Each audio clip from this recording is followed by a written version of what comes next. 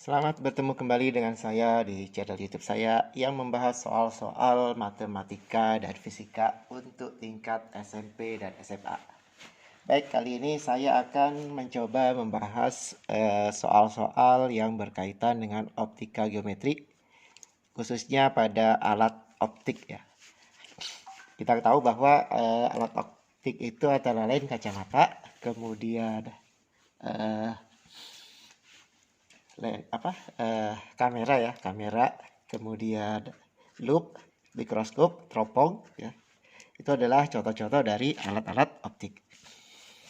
Nah, sebelum saya mulai membahas, saya ingatkan lagi, jangan lupa kalian like dan subscribe channel YouTube saya dan kalian hidupkan notifikasi agar kalian mendapatkan pemberitahuan ketika saya mengupload video yang baru.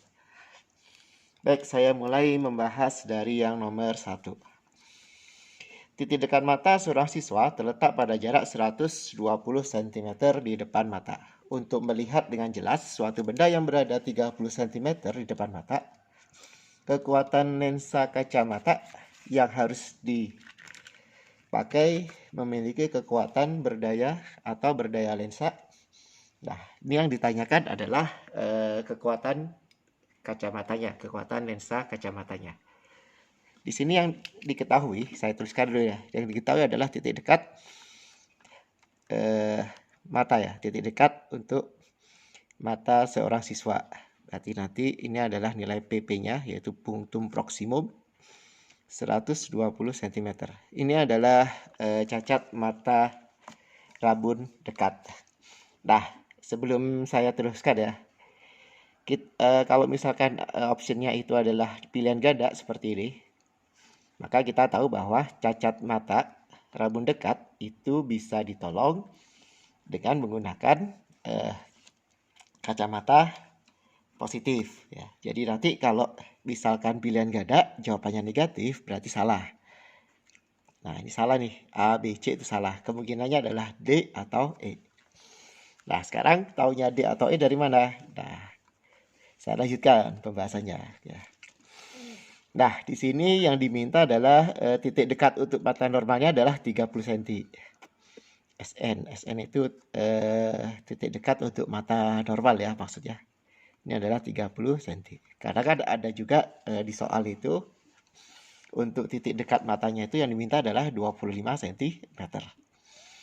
Yang ditanyakan adalah P.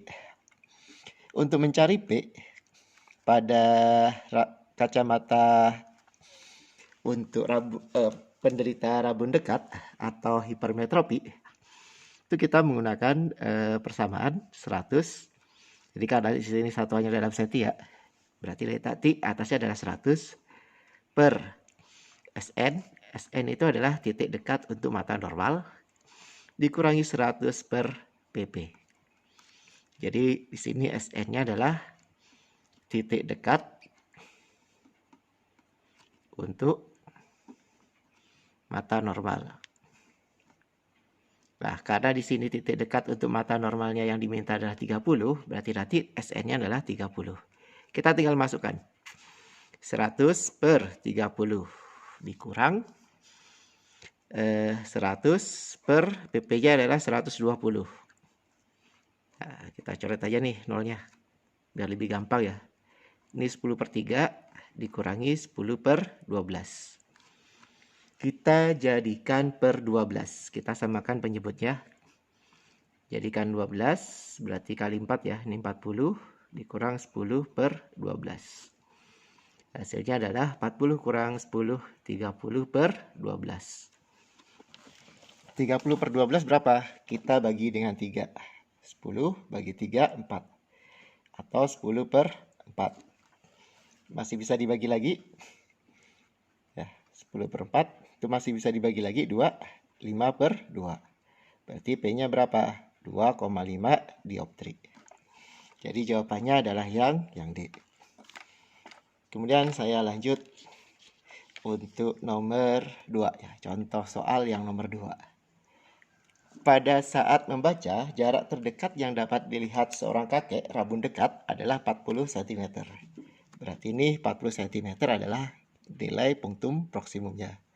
atau titik dekat matanya. Yang ditanya adalah kekuatan lensa kacamata yang diperlukan. Nah, di sini kita tidak tahu nih SN-nya berapa. Nah, karena tidak tahu, kita menggunakan 25 cm aja. Kita anggap titik dekat mata yang untuk mata normalnya yang diminta adalah 25 cm. Nah, kalau misalkan titik dekat untuk mata normalnya 25 cm, maka kita masukkan ke rumus. Langsung aja nih, jadi 4 ya, per 100 per pp. Jadi kalau titik dekat untuk mata normalnya 25 cm, kita menggunakan rumus yang ini. Ya, 4 dikurang 100 per pp. Beda dengan soal yang tadi ya. Nah, kalau yang soal yang di atas, karena dia bukan 25 cm untuk titik dekatnya, maka kita masukkan ke rumus yang rumus aslinya ya. Nah, kembali ke soal yang nomor 2. Kita tinggal masukkan deh angka-angkanya.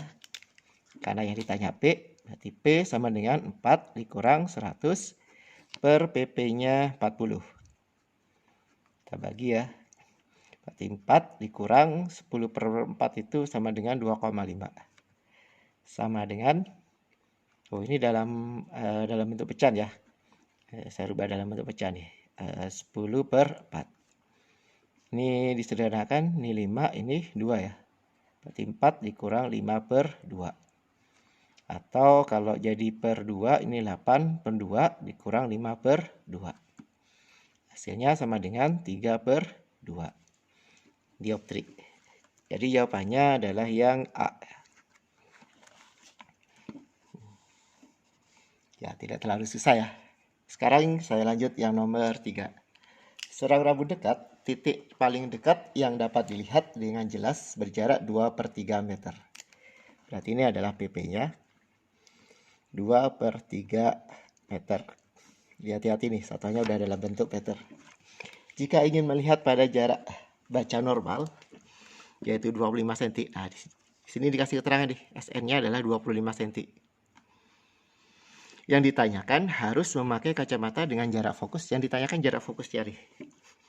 Nah, untuk mencari fokus ya, fokusnya kan berapa nih? Kita tahu bahwa P itu nilainya sama dengan 1 per F. Jadi nilai kekuatan lensa atau P-nya itu sama dengan 1 per F. Nah, artinya kita harus mengubah dulu bentuk P-nya menjadi 1 per F. Hasilnya menjadi gini, 1 per F sama dengan, nah, karena ini satuannya dalam bentuk meter ya, berarti nanti kita langsung rubah nih. Kita tidak pakai 100 atasnya, tapi 1 per. Nah, 4 dikurang 1 per PP. 1 per F sama dengan 4 dikurang 1 per 2 per 3. Karena PP-nya 2 per 3. Jadi 1 per F sama dengan 4 dikurang, ini dibalik nih, jadi 3 per 2. Nah, kalau misalkan ini dijadikan per 2, berarti atasnya 8. Ya, berarti nanti 1 per F sama dengan, dikurangi ya, 5 per 2. Nah, berarti F-nya berapa? Berarti F-nya sama dengan, tinggal dibalik aja nih, jadinya 2 per 5 meter. 2 per 5 meter. Satunya meter nih. Nah, F sama dengan 2 per 5 meter atau 0,4 meter. Karena satuannya dalam bentuk senti, berarti 40 ya maksudnya, 40 cm. Nah, kalau yang negatif itu pasti salah ya jawabannya. Nah, jawabannya adalah 40 meter positif. Nah, ini seharusnya ABC ya, bukan 1, 2, 3 ya. Jadi jawabannya adalah yang A ya. Atau yang 40 cm positif. Ya. Kemudian saya lanjut yang nomor 4. Yang nomor 4. Mata rabun dekat memiliki ciri-ciri. 1. Bayangan benda pada titik dekat normal berada di depan retina. 1 salah ya. Kalau titik dekat atau rabun dekat itu bayangannya jatuh di belakang retina.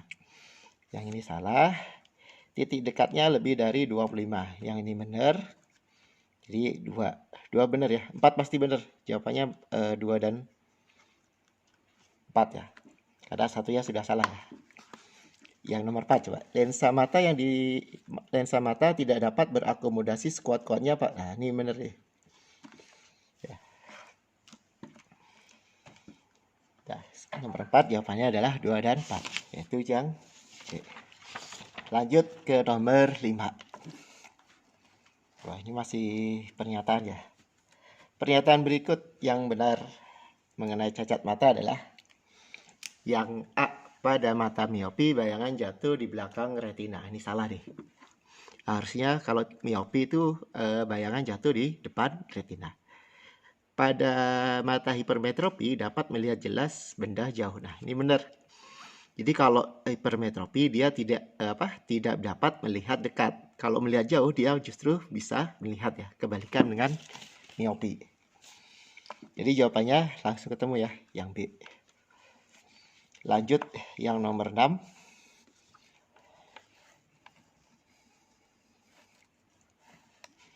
Sebuah lensa berjarak fokus 4 cm digunakan sebagai loop. Agar mata melihat tanpa berakomodasi, maka letak benda tersebut dari loop adalah, yang ditanyakan adalah agar mata melihat tanpa berakomodasi.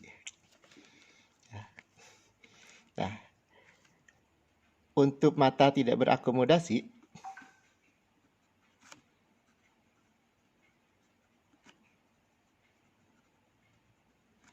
maka benda itu diletakkan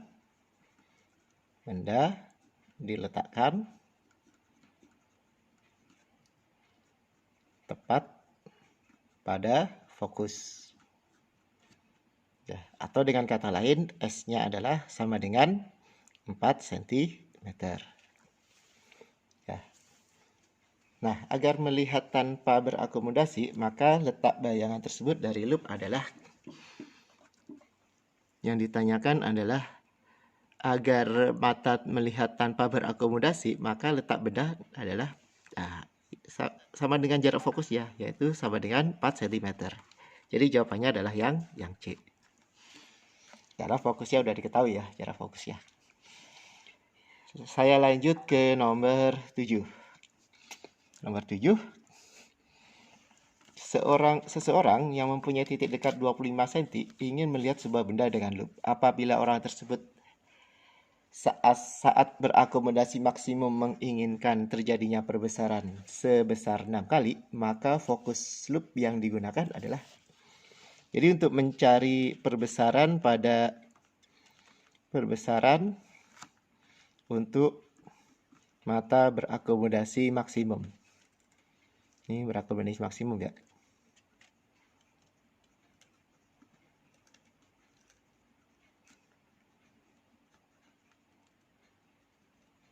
Jadi perbesaran untuk mata berakomodasi maksimum untuk pada loop ya, M-nya sama dengan Sn per F ditambah dengan 1. Ini adalah rumus untuk perbesaran pada loop untuk mata berakomodasi maksimum.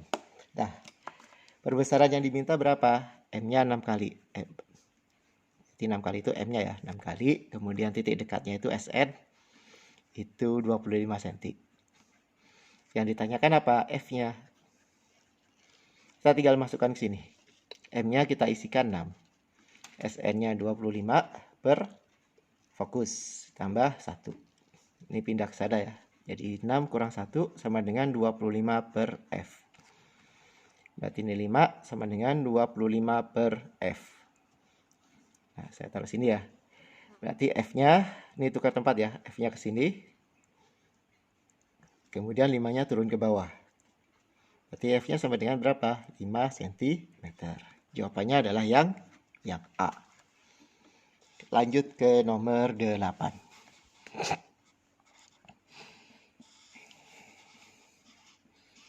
Sebuah loop pembesar memiliki jarak fokus 5 cm. Saya tuliskan F-nya 5 cm. Melihat sebuah benda kecil yang terletak 5 cm dari loop. Berarti S-nya itu 5 cm. Perbesaran. Nah, karena di sini F sama dengan S ya. Artinya jarak benda sama dengan titik fokus atau terletak pada titik fokus. Artinya apa? Berarti ini adalah mata tak berakomodasi. Jadi ini adalah untuk mata yang tidak berakomodasi. Berarti untuk perbesaran untuk pada mata yang tidak berakomodasi,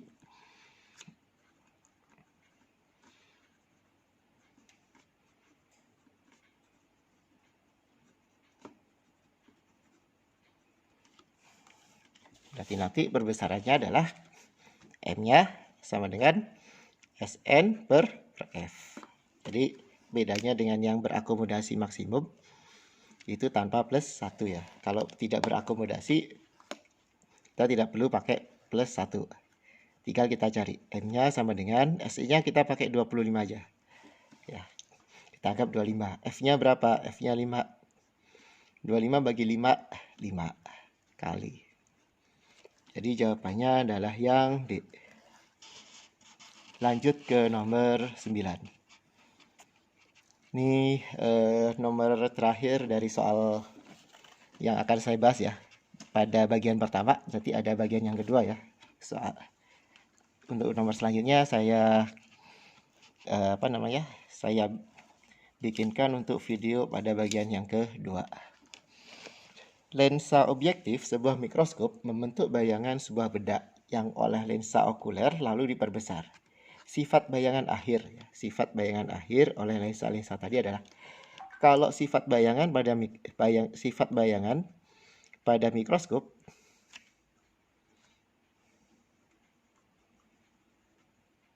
yang terbentuk pada mikroskop itu adalah maya terbalik diperbesar. Ini adalah sifat bayangan akhir yang dibentuk oleh mikroskop. Maya. Jadi nyata salah ya. Maya terbalik diperbesar. Nah, berarti yang jawabannya adalah yang B. Baik, demikian untuk bagian pertama dari pembahasan saya untuk soal-soal yang berkaitan dengan alat optik. Untuk soal selanjutnya kalian tunggu di pembahasan saya selanjutnya. Sampai ketemu lagi di video saya selanjutnya.